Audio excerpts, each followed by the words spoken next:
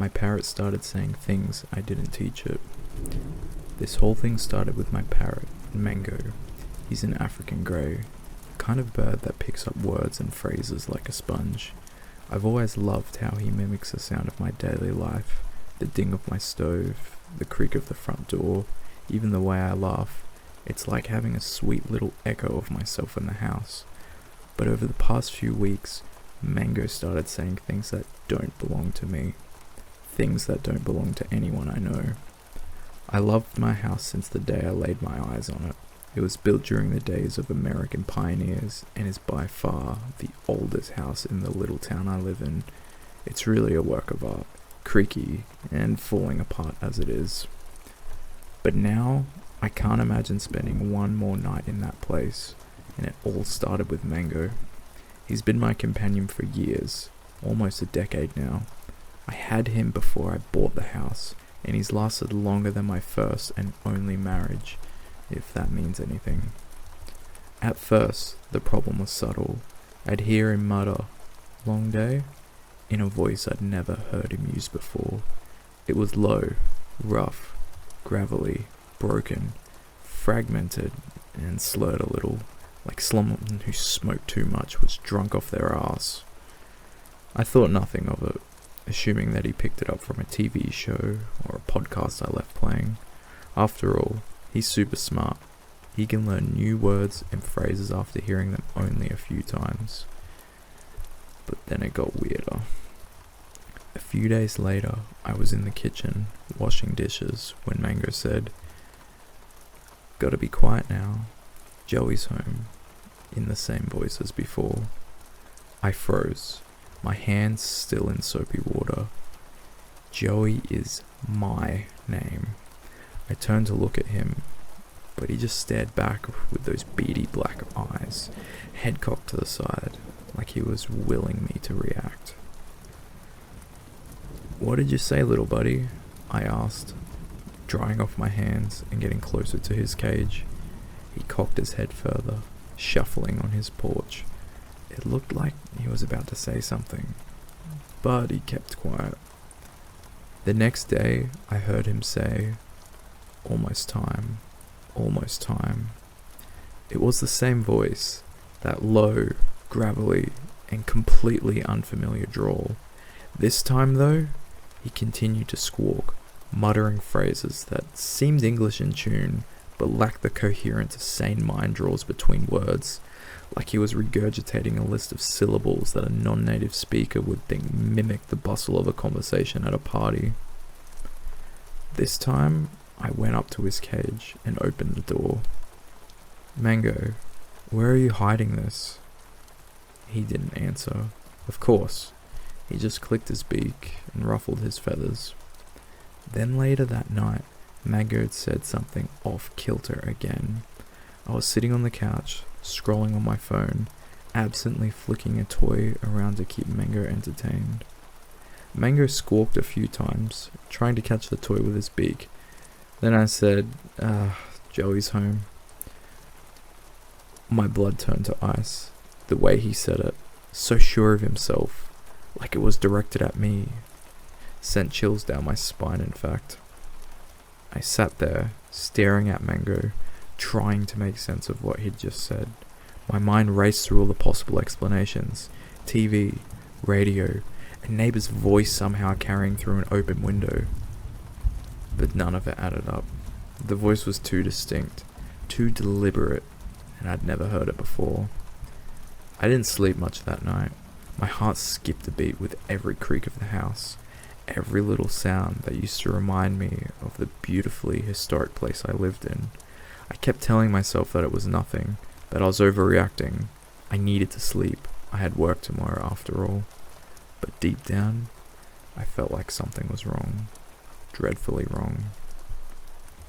I slept for what might have been a few hours at most. Bright sunlight streamed through my sheer curtains, waking me up before my alarm.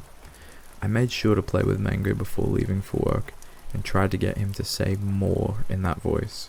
I tried intimidating it, because sometimes that prompts him to repeat similar things, but he wasn't very chatty. He usually isn't first thing in the morning anyway. I decided I would get to the bottom of it, whatever it was, after I got home from work. That would finally put my mind at ease. It was a Friday, so at the very least, I could stay up and annoy Mango until he said more in that voice. Maybe then I'd recognize it and figure out where he was hearing it from. When I got home, I went straight for his favorite treat, bananas. That usually turns him into an absolute chatterbox. He's an absolute slut for the things and will start begging for some the moment he catches a whiff. Banana? He said. Banana, banana please. Banana. He squawked. I actually taught him to say the word squawk. I think it's hilarious, but he didn't say it that time. I laughed and fed him a morsel. Good bird, Mango. Say, I love you. Give me a kiss, moi, he said, imitating a bird he saw online. No, say I love you. I love you, he said. I rewarded him, and he started hopping up and down on the table, talons clicking on the wooden surface. I continued getting him to repeat things, warming him up before trying to imitate that voice again. Then it happened. It only took one try. I drank some Coke and let it stick to the inside of my throat, then yelled for a few minutes, praying that my neighbors wouldn't hear, just to strain my voice further. When my throat started to get sore, I did my best impersonation of the voice. It honestly wasn't even close, but it still worked for Mango. I rasped out of breath. Joey's home. Almost time. Mango flipped his wings. Joey's home. Joey's home, he said in that voice. I held up a sliver of banana. Banana, please, I love you. Nobody talk about, I said, then dropped my voice back to the rasp. Joey's home. He obliged. He's home. Joey's home. Oh no, he's back early today. Back to the attic. The attic. Then he broke off into more of the broken half-syllable muttering, sounding like someone who belonged in a loony bin. I held out a big chunk of banana. Good boy. The attic? I haven't been there in months. Years maybe. It's just a dusty, half-finished room, filled with my holiday decorations and sad memorabilia from my failed marriage. Good boy, he said. Keep going, buddy, I affirmed, trying to coax him to say more. Attic. Joey's home. Back to the attic. Pronto. Joey's home early today. My little Joey. My boy. I looked at him for a while. He just shuffled back and forth, cocking his head the way parrots do. I felt a sinking feeling in my stomach. I knew I had to check the attic, that I had to see what was up there, just for my own peace of mind, or else I wouldn't be able to sleep that night. I gave him another big chunk of banana before setting him on my shoulder. I felt safer with his weight there. Little claws digging into my skin through my shirt. I grabbed a flashlight and headed up to the attic. I pulled on the string hanging from the ceiling, and a ladder sprang down. Immediately, the must of dust, lumber, and insulation assaulted my nose. It wasn't altogether unpleasant. I took a deep breath, flicked on the flashlight, and began to climb. Stay close, Mango, I murmured. Stay close, Mango, he parroted. I love you. I love you too, bud.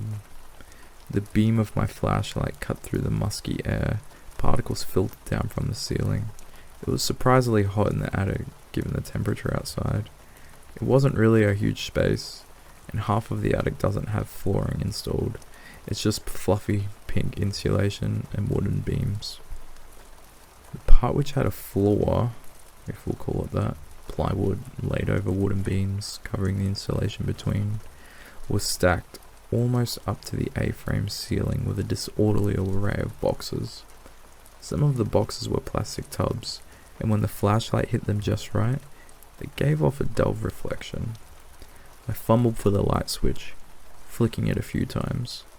The room stayed dark. Fuck, I said. The bulb must have burnt out. I angled the flashlight down toward the plywood floors. The boxes kind of made a twisting hallway through the middle of the attic, ending with a small window facing the street. The blinds were shuttered, but a soft glow from street lamps managed to squeeze between the cracks. Something rustled from the other side of the attic. I took a sharp breath in, heart pounding. "Hello?" I asked, then waited for a beat. "Is someone there?" Silence. The only sound was of my thudding heart. "I love you," squawked Mango. I nearly leapt out of my skin. I shushed him, regretting the decision to bring him with me. I called out, "Hello?" There wasn't a response. Slowly, ever so slowly, I inched my way down the cardboard hallway, sweeping my flashlight back and forth. I peered through slivers of darkness between the towers of boxes, sometimes catching a glimpse of the pink insulation behind them. I was almost to the window, at the end of the hallway, when I came to a wide gap between two stacks of boxes. I could clearly see where the dust had been disturbed recently, like someone was barely able to squeeze past and their belly ended up as a Swiffer.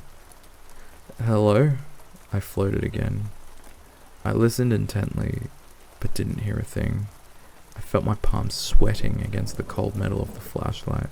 I was suddenly thankful that I had such a big flashlight, the kind night watchmen carry that double as a club in a pinch.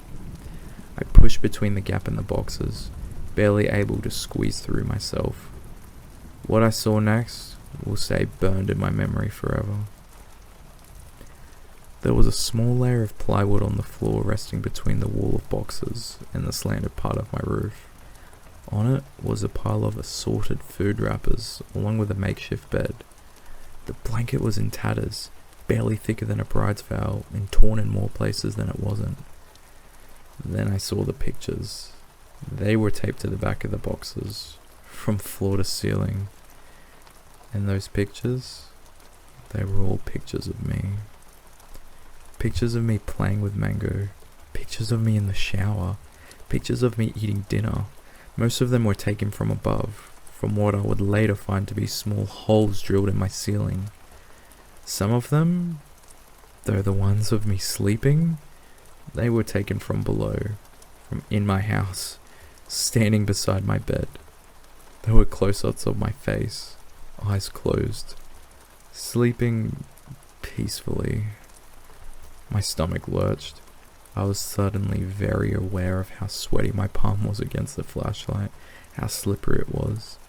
I switched it to my other hand and dropped it in the process. It landed with a crack, plunging me into darkness. I swore and Mango squawked. I'd almost forgotten about him on my shoulder. A pile of boxes crashed down from the other side of the attic, near the door. I jumped and almost careened backward off the plywood floor and into open insulation and wooden beams. I fumbled back through the gap in the boxes, but I couldn't see shit. I could hear laboured breathing and thudding footsteps moving away from me, toward the attic door. A silhouette was hunched over, outlined against the light streaming in the dark way. Maybe it was the ladder way, from the house below. The person was huge, though I didn't catch a good look at them. A grunt, followed by a slam, and the room grew even darker. Mango squawked and fluttered on my shoulder, his wings slapping the side of my face. All I could think about was the dim glow behind me, the faint glimmer of street lamps filtering through the blinds. I would have been silhouetted. Whoever was in the attic, they would be able to see me, but I wouldn't be able to see them. I swore and dropped to my knees, crawling back through the gap in the boxes to search for my flashlight. "Hello, Joey," the person said in that familiar, gravelly voice. They were breathing heavily. I froze. I strained my eyes and ears, trying to see my flashlight I had dropped without making a sound, while simultaneously trying to speak to the intruder. My hands were shaking. I was absolutely terrified. I groped blindly for the flashlight, I heard the person march deliberately, their laboured breathing coming closer with each step. Mango was clinging to my shirt with his beak as well as his claws now, biting into my flesh. I think it hurt, but in that moment, I couldn't feel a thing. I was numb with adrenaline. Finally, my fingers closed around the cold grip of my flashlight. I stood up, with Mango clinched to my back now. "Come out, my little boy," the voice said. Oh, this voice was even worse in person. Mango did a damn good job with his impersonation, but his little beak could only do so much. The real voice had weight behind it. When Mango parroted, I thought it sounded like a smoker, but a smoker's lungs weren't healthy enough to talk with such weight. This voice filled the room, deep and powerful. It boomed again. "Come out, my love. I want to see your pretty face." I shivered and clutched my flashlight. I smacked it against my palm, frantically clicking the on and off button, and it flickered on. The beam revealed a monstrous person. Long patchy strands of hair clung to their peeling scalp. They were nearly naked. A huge belly protruded beneath a Hello Kitty t-shirt, which did very little to cover the skin. It was the only article of clothing that she wore. The thing had breasts. I could only assume it was a woman. Her tits sagged over her protruding belly like cascading Yule logs. Long and skitty, pulled tight into her childish t-shirt, her legs were too thin to support such a build. And I thought she'd topple over at any second. But they proved plenty strong as she marched towards me, one deliberate step at a time. She cocked her head like Mango so often does, and licked her lips with a dry smack. "Joey, my honey bear, you look dashing." Her voice maintained a deep croak, bubbling like a derelict engine. I stuttered, trying to find my voice. "Who are you?" She smiled. "I'm your new wife." "Much better than that whore, Lily, that you used to fuck." She said my ex-wife's name with such spite, such malice. I didn't know what to say, how to even respond. I think I shook my head, but honestly I can't remember much detail past that. It all happened so fast. She lunged towards me, closing the gap in seconds. I yelped, stumbling backwards, and crashed into the window behind me. Mango flew off my shoulder into the darkness, and I fell to the floor as she reached for me. Her hands were soft and oily against my face. Snakeskin. I thought as her weight landed on top of me, I screamed and thrashed. Her breath was hot and wet against my skin. She clawed, muttering nonsense as I tried to shove her off. "My boy," she said, while we struggled. Mango flapped in circles above our bodies. He dived at her a few times as she held me down, pulling at my waistband. "Give it to me." "What the fuck?" I shouted. She was too heavy, too strong. Where did that strength even come from? I thought as her spindly legs wrapped around me, keeping me pinned. "Give it to me," she demanded, yanking at my pants and trying to lick my face all at once. I pushed with all my strength, shoving her face away from me with one arm, while searching desperately for the flashlight with the other. When my fingers closed around the cool metal, I didn't hesitate for a second, slamming it into her back. She let out a huff of air into my face, a gagging stench, and rolled off of me. I pushed to my feet, clutching the flashlight. Mango dived at her again, and she snarled, swatting at him. I heard a thick slap as her hand collided with Mango, sending him hurtling through the darkness outside of my flashlight's beam. I lunged at her with both hands, not really thinking so much as reacting. I pushed, and she toppled through the wall of boxes behind her. She crashed through the insulation and drywall ceiling supporting it from the house below. A plume of fiberglass enveloped me, and I heard her moaning through the opening in the attic's floor. I peered through the hole, and she punctured it. She was laying on the floor of my upstairs guest room, groaning loudly. I watched for a second, still unbelieving and out of breath, then sprinted for the other side of the attic where the ladder was. By the time I made it to the room, she was gone, leaving only a few drops of blood and fluffy insulation on the floor. I was pretty shaken up, but I still managed to call 911 and explain what just happened. A few minutes later, cops showed up with sirens blaring. I explained everything to them as well, and they took my statement. A few officers stayed with me in my living room, while others conducted a manhunt outside, but they didn't find her. She had escaped. Other officers conducted a search of my house. They were gathering evidence. I insisted to come with them in the attic to find Mango. The woman had swatted him, and I wanted to make sure he was okay. He wasn't. He was still breathing when I found him, laying atop some insulation. Meek little breaths. Both of his wings were bent at odd angles, and he fluttered lightly. "Oh, Mango," I said, cradling him in my hands. Of course he didn't respond. An officer offered to give me a ride to the vet's office. I held Mango the whole way, saying little prayers for his little body in the back of the police cruiser. I called ahead on the way there, and they had an emergency line with someone on call. They informed me that the vet could be there within an hour, and gave me instructions on what to do with Mango in the meantime. He died before the vet showed up. His last breaths were shallow, barely a whisper. I sobbed and felt awkward in front of the cop, but they turned their attention elsewhere as if it was to give me privacy.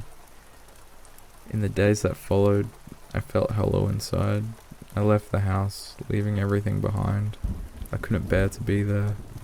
The cops told me they'd call me if they found anything, but the days stretched into weeks, and their updates became less and less frequent. They never found her, never even got close. They assured me that she was probably long gone, miles away, that people like her drift from place to place. They said it to comfort me, but it only made things worse. She was obsessed with me. It was clear. She knew where I slept. So I sold the house at a loss, barely able to stomach the thought of stepping inside again to pack my things. Even now, weeks later, I can still see her. Her sagging body, her oily fingers, the way she licked her lips and called me her boy. I dream of her sometimes, nightmarish things. I wake up drenched in sweat, convinced she's in my new apartment's ceilings, the walls, and I can hear her labored breathing. Sometimes I hear the floor creak in the dead of night. Sometimes, when the night is quietest, I swear I hear a voice, a rasping, low fragmented whisper. "Almost time, Joey. Almost time."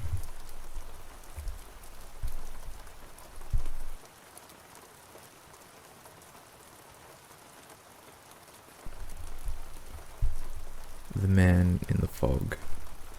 I've always been a night owl, coding projects, late night whiskey, and the occasional doom scroll on Reddit to keep me up well past midnight.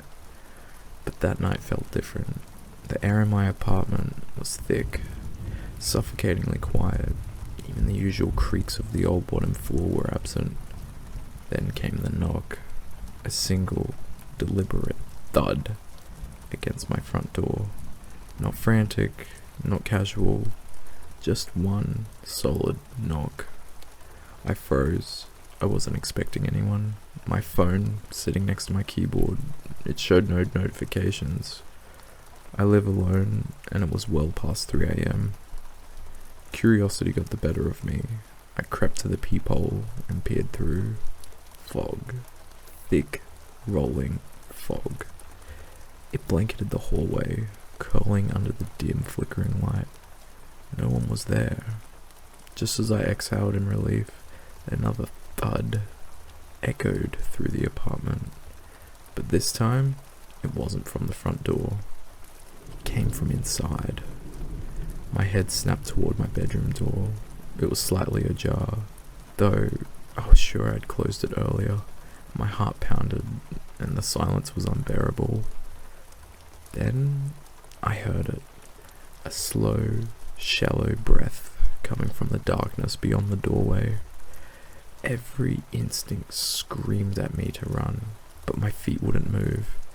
I grabbed my phone, fumbling for the flashlight, but before I could turn it on, The bedroom door creaked open a little more. A long, gnarled hand, fingers too thin, too long, reached around the frame. The breath became a whisper, a voice, a raspy, broken voice, murmured just one word. Khan. Adrenaline kicked in. I stumbled back, knocking over my chair, and bolted for the front door. But as I reached for the handle, the power cut out. The apartment was plunged into darkness. Behind me, the bedroom door slammed shut. The knocking resumed. This time, it was everywhere. Walls, ceiling, floor. A deafening, chaotic rhythm. Then, silence. My phone buzzed in my hand. The screen flickered, lighting up just enough to show a single notification.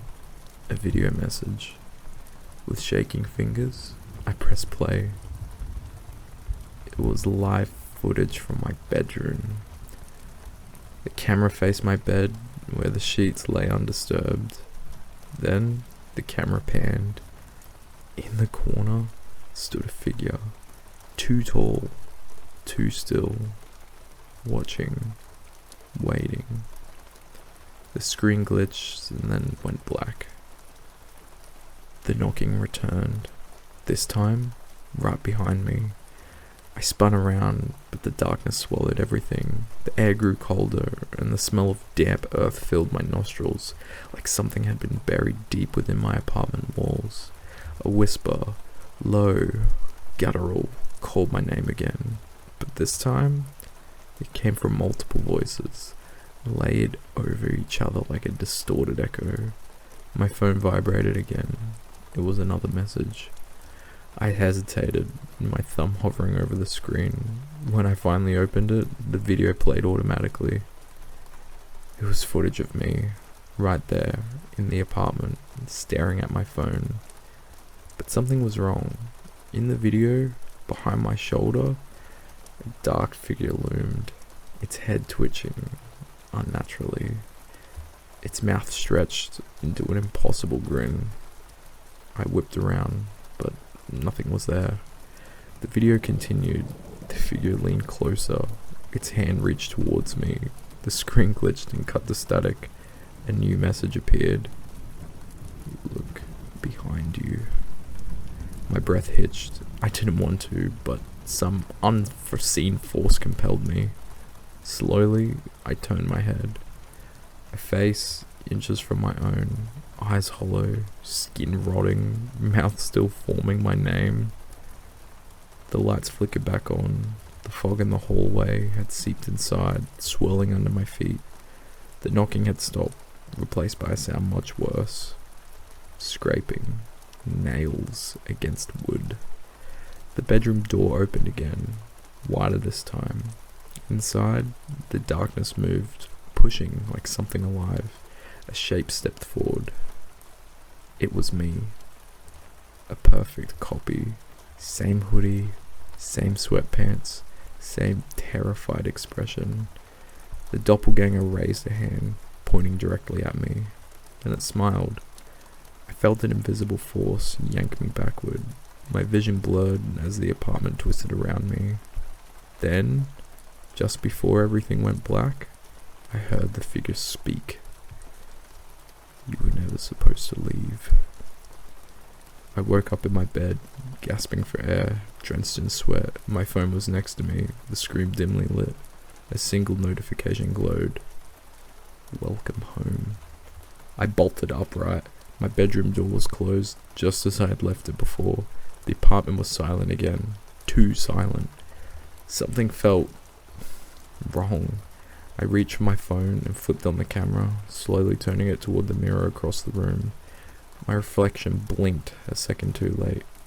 Then it smiled. The knocking started again. I don't know who to ask for help.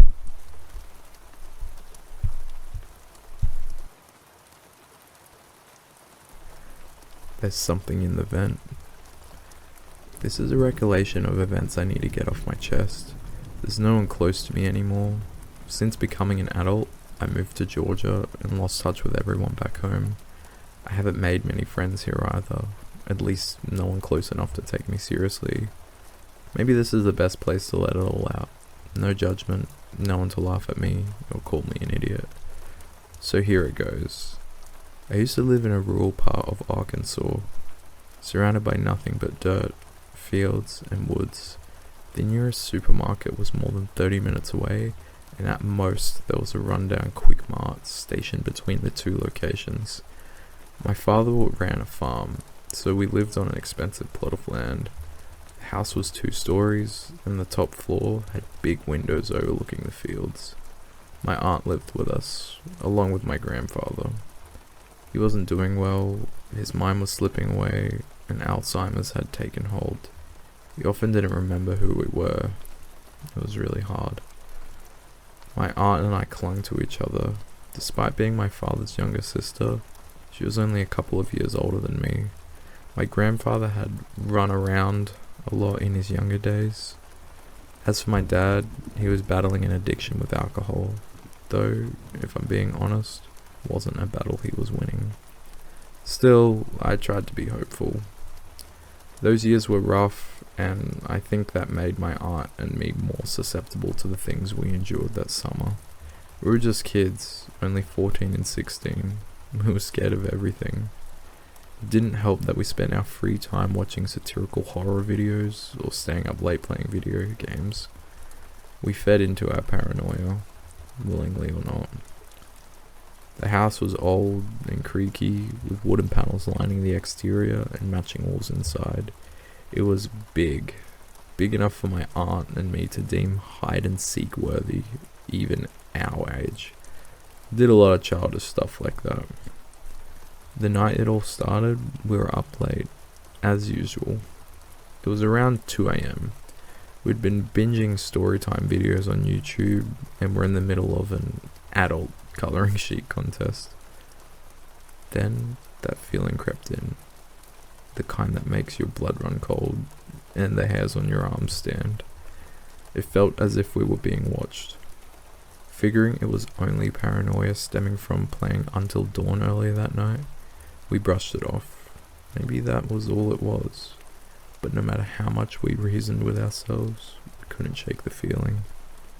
Sitting at the rounded table with my aunt directly beside me, I quickly glanced at the vent behind me. I feel like someone's watching us from the vent. My aunt snapped her head toward me, her voice exasperated. Bro, why would you say that? The colour drained from her face. Tossing all rationality out the window, we decided the best course of action was to start taping our colouring sheets over the upstairs vents. Then, just like that, the feeling lifted, like we had somehow sealed away whatever was watching us. The colouring sheets stayed up for days until my dad found them and took them down, thinking we were just being goofy. By then, the strange feeling had faded, and life went back to normal. Or so we led ourselves to believe. The next occurrence was while playing hide and seek. The house was full of good hiding spots, like small nooks and crawl spaces, just big enough to squeeze into if you tried hard enough. It was my turn to hide. I went downstairs to the pantry closet. My usual spot was on a large wooden pantry shelf, where I'd stack cans in front of myself to stay hidden. But I wanted to change it up. We'd played so many times that my usual hiding places were too predictable. That's when I saw it. A medium-sized air vent behind one of the shelves. It had just enough space that I could crawl in, maybe even some room to spare. It's probably worth mentioning that we would only play hide and seek in the dark. Unlatching the vent, I crawled in, carefully replacing the cover behind me. The space was cramped, but manageable. I felt a surge of pride. There was no way she would find me here. To add on it, it was pitch black inside, making it even easier to stay hidden. I held my breath and listened. The countdown ended, footsteps echoed through the house, doors opening and closing. Then the sound drew closer. I stayed perfectly still. A soft glow trickled through the cracks of the door as she peered in. I could just barely see her eyes scanning the room. She stood there momentarily, directly in front of me, the vent, and from my curled up position, she looked taller than usual, looming. As she turned to leave, I could see her hesitate. Slowly, she knelt down and snapped the vent latch shut. I held my breath. A wave of panic hit me. Was she messing with me? Did she not actually know I was in there? She walked away, and I let out a shaky exhale. I stayed curled up in the vent, convinced she was bluffing. But then it dawned on me. It had been over 20 minutes. A terrible realization sank in. She wasn't coming back. She didn't know I was in there. I pressed my palms flat against the vent, pushing on the metal. There was no give. As I tried to maneuver myself around, I quickly discovered it was impossible to exert enough strength to make it budge. And then I felt it. A presence. Something watching, staring at me. Every bit of air left my lungs. My stomach twisted into tight knots. Slowly, I shifted my eyes to the side. Darkness. I craned my neck, looking over my shoulder. More darkness. Except for a faint glint light reflecting off of something's eyes.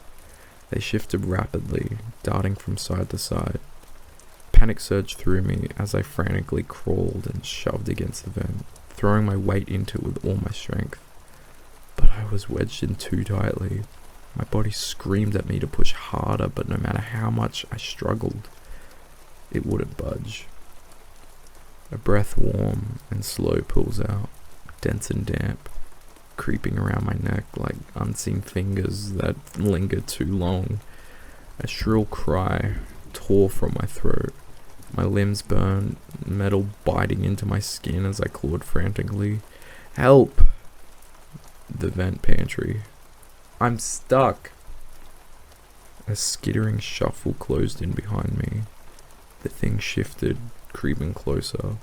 Its presence coiled around me, suffocating its breath, hotter than before, tinged with the stench of rot. Suddenly, the door flung open. I could see the silhouette of my aunt as she knelt down, fumbling with the vent latch, and then light feathered footsteps scurried away, retreating deeper into the vents, carrying its putrid scent with it. I bolted out, gasping, trembling. Something was in there. It was watching me, breathing. I swear I felt it breathing. She pouted. You're lying. Tell me you're lying. I'm not. I gasped out, clutching on my chest. Her face twisted, fear, denial, something desperate clawing at the edges of her expression. She swallowed hard, but it did nothing to steady her shaking hands as she balled into fists. That night, we covered the pantry vent with colouring sheets and swore never to go near it again. We tried desperately to rationalise it. Maybe the darkness was playing tricks on us. Maybe we let our fear take control, let paranoia consume us. But deep down, we knew the truth. We never played hide and seek again. A few weeks had passed. Nothing out of the ordinary happened, but I still felt it watching. I would wake up multiple times throughout the night, convinced I saw eyes staring at me. I'd force myself to sleep, telling myself it wasn't real. Until that night. I woke up needing to use the bathroom. Most nights we went out together, but it was late and my aunt was fast asleep. Guilt gnawed at me, so I didn't wake her. Instead, I stood in the doorway, staring into the dark, forcing myself to move. I shook my hands at my sides, trying to shake off the nerves, then took a step forward. The moment my foot passed the threshold, it landed on something. A crinkle sounded beneath my foot. Sharp, sudden. I looked down, squinting my eyes to make out the foreign object. A colouring sheet. The one from the pantry vent. I froze. The hairs on the back of my neck stood, and a cold sweat broke out across my skin. Heavy and suffocating, terror gripped me, paralyzing every muscle as the air seemed to thicken, pressing in around me. I knew if I looked up, I'd meet its gaze, those eyes burning into me like a predator's. In that instant, I knew it was prey. My body went into fight or flight mode, and I squeezed my eyes shut, spinning around and running without a second thought. Thud. Then darkness. Slowly, my eyes fluttered open, the cold metal biting into my skin.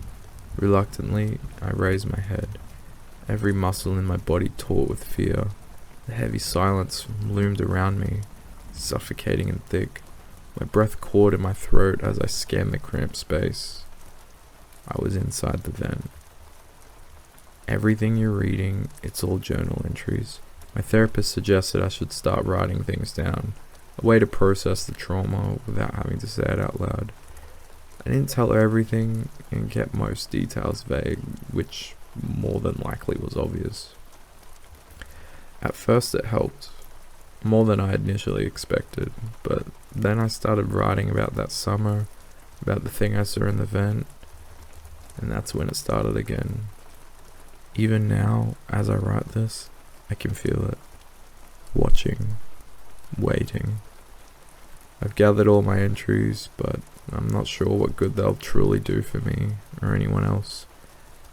I don't think I have much time left, so I decided to leave. I'm burning everything. The journals, the house, every trace of this nightmare, every word that has acknowledged this creature. Silence doesn't mean I'm God. It means I have a chance to survive.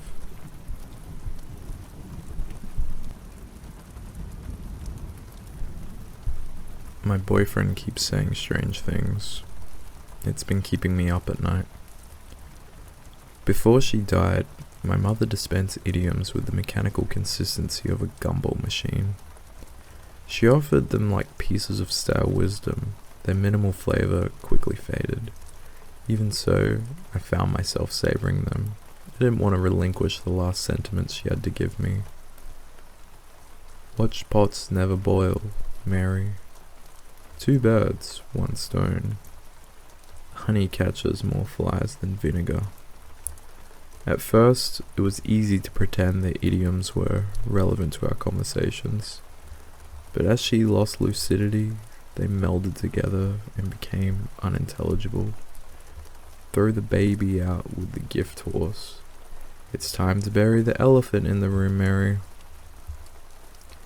I used to sit next to her in the nursing home and will myself to understand. Her tone was always urgent, her grasp fervent. She looked at me like she was begging me to comprehend nonsense, but even then, I suppose I knew what she was really telling me without voicing it.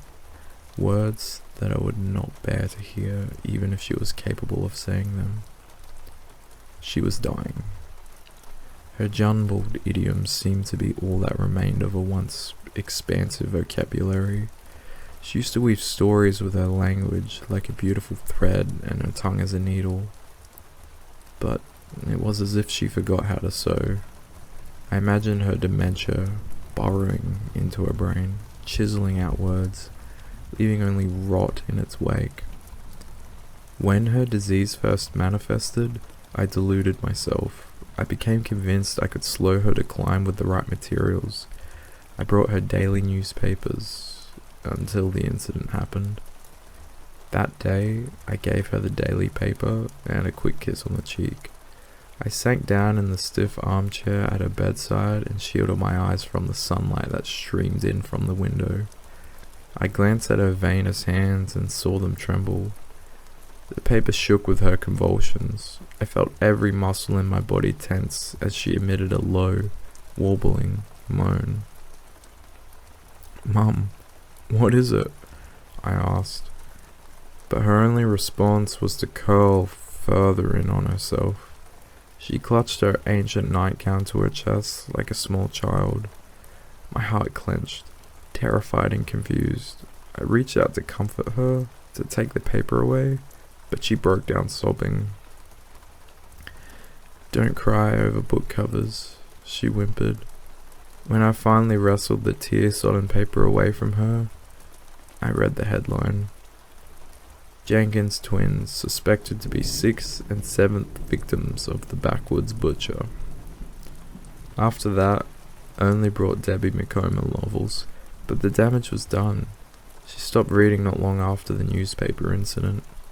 I watched the seasons change from her room's window. As the trees shed their leaves, resplendent shades of crisp golds and browns were carried away by the wind. As far as the eye could see, the tree's skeleton limbs were left to brace the cold. Without their armor, they looked defenseless and alone. My mother lost herself in much the same way.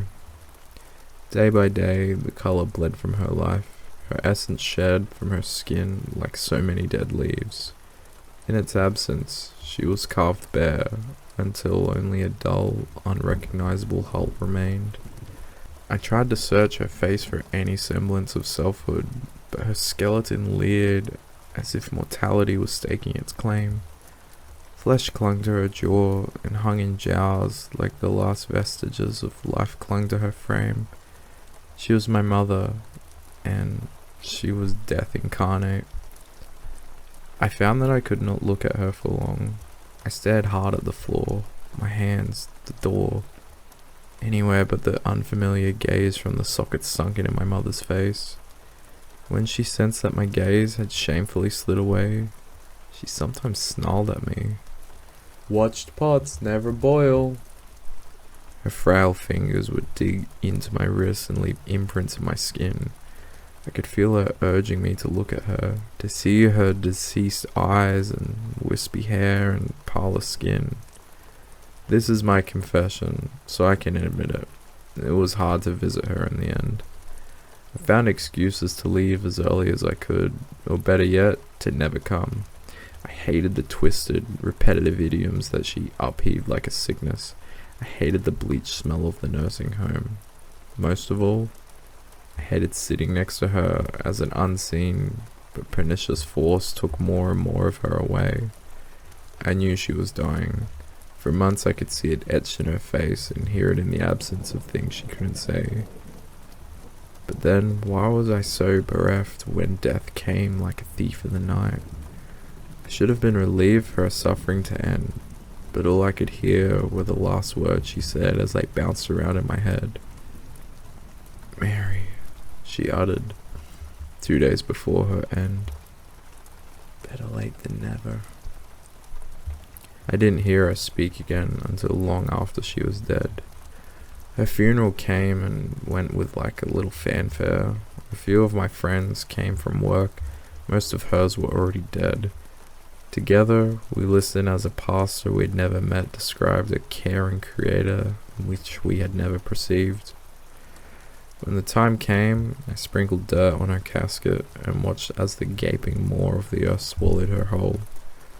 Afterward, Ethan, Jade, Alice and Sam, Nick, and I all crowded around a small bonfire as February's cold sank her teeth in our skin. I drank more than I spoke. My friends carried the conversation. When it was time for the rest to leave, Ethan didn't. I sank into his arms that night, and every night since. 1 week passed without my mother's idioms, then 2, then 3. Several months came and went. When it rained, it was a pet-free downpour. I judged books by their covers and stared at pots just long enough for them to boil. I don't know why. I just know that I felt her absence, actually. So much so that the lack of her became its own presence. My mother met an end she didn't deserve, and I couldn't find the justice in it.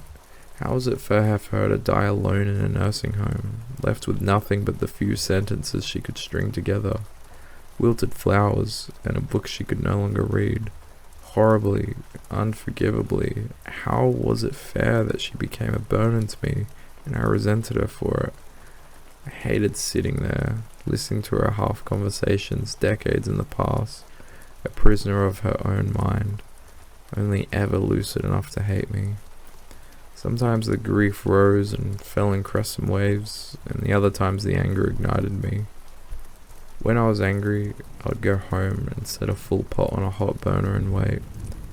Just like I used to sit and wait at the nursing home for her to say anything, do anything, really.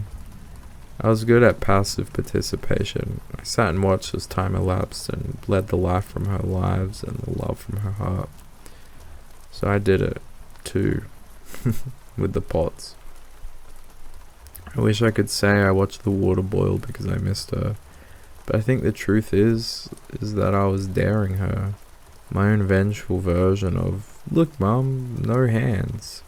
A desperate, illogical call for her attention, but in all the times I called for her across a depthless void, I never actually expected her to answer. Until she did. I first heard her words from Ethan's lips after the fire. I guess I left the burner on for so long and so often that I became careless. Maybe I forgot to turn it off one night after I emptied the pot of boiling water. All I know is that my house went up in flames and little was left, save for ashes. After I lost everything, I was so relieved when Ethan invited me to stay with him. Of course I said yes. He had a charming bungalow out in the country on land his grandfather left him. Our casual fling quickly became a serious relationship. He brewed tea almost every night and always prepared mine with plenty of honey. As my mother would say, living with Ethan was a silver lining. Well, that's how it felt until she decided to join us.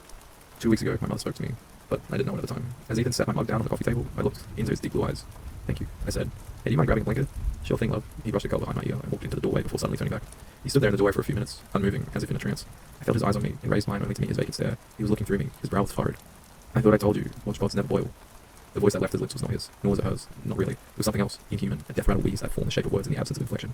I did not hear it as much as I felt it. A chill that twirled around my spine and tightened. I felt this entity and instantly became clammy and nauseous. I couldn't speak, my mouth filled with ashes. Honey, are you okay? You look like you've seen a ghost. Ethan came out of it, crouched before me, and gently reached my hands. Finally, my throat unclogged and words spilled out. What do you mean? Why did you say watch pots never boil? I said. I searched his gaze, but only saw our shared confusion. I didn't say anything. Are you sure you're feeling okay? He inspected me with concern. I both believed him and didn't. I knew that those words couldn't be his, but then why would they leave his lips? At first, nothing came of it. I wish I could say that this was the end of it, but it was only the beginning. That voice. I heard that voice more times than I cared to admit. The words were always my mother's, but the voice was not of this earth. It was devoid of humanity. It lacked light, love, or warmth. At times, I believed that my mother was speaking to me across a great distance, and maybe the bone-chilling voice was her interference. Other times, I was convinced that Ethan was pranking me. It was easier and safer to think my boyfriend was an asshole than it was to think we were being haunted by my mother. But even then, I couldn't shake my terror. Every day, as my defenses lowered, that nauseating voice would surface from the grave of his lips and permeate the air. Hours ago, it said, 2 birds, 1 stone, 2 birds, 1 stone, 2 birds, 1 stone, 2 birds, 1 stone, 2 birds, 1 stone. It was a chant, and it was a condemnation. I couldn't hear the anger, but I could feel it suffusing the words and contaminating our home. Ethan, what the fuck is going on with you? I pushed him in the chest and was shocked as his head cracked back against the wall. And it was like his body went lax, like his form was hollow and the voice was an abscess. Let her off the hook. The words were carried by a rapid hiss from between his cracked lips. I shuddered as the temperature plummeted. Ooh! I choked out. I could feel the shift as Ethan returned to his senses. He rubbed his head. Mary, what happened? Why are you looking at me like that? Ethan, I can't. This isn't funny. You just need to stop, I pleaded. Mary, I don't know what you're talking about. My head is pounding. I'm gonna lay down for a minute, okay? Flabbergasted, I watched as he walked away and shook off the urge to beg him to stay with me. I wanted, no, needed to get to the bottom of the voice. If my boyfriend had a shitty sense of humour, then okay, but we would talk about it like adults. Things had gone too far. So I went in search of Tylenol for his headache, and like my mother always said, catch more flies with honey than vinegar. I searched high and low in the cabinets and drawers and turned up empty. It seemed like I found everything but Tylenol. I was almost ready to give up. But then I remembered his guest bathroom cabinet. I felt around in the drawer when my fingers brushed against 2 metal chains. I pulled them out and held them onto the light. They were curious things, 2 thin strands, each with a single bird shaft dangling. They looked familiar in a way I couldn't place. Did Ethan have family stay in this room? His mum or sisters? As I studied them, my heart began to race. 2 birds, 1 stone.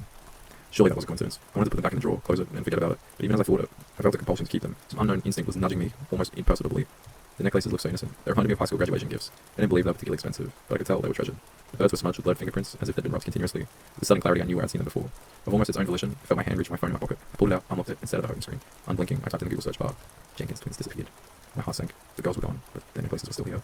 It couldn't be. Could it? The necklaces were a perfect match to the ones the girl wore in the article picture. Why else would Ethan have 2 identical necklaces in here? Frantically, I googled backwoods butcher.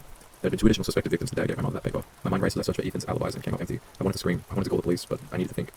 Honey, where are you? Ethan called me from the hallway. I panicked and put the necklaces back in the drawer before closing it quietly. I was desperate to confront him, but my mother's words rang in my head. Let her off the hook. I thought about all the things she said before and after she was dead. The whole time I thought she was stuck in conversations in the past, but what if somehow knew about the future? Watched pots never boil. What if she knew about the fire? If I'd paid more attention to the burner, then the fire would have never happened. 2 birds, 1 stone. I thought about the necklaces as nausea crept up my throat. Let her off the hook. My pulse raced. What does it mean? Is it literal? Who is she? And more importantly, where is she? Should I follow him to find out?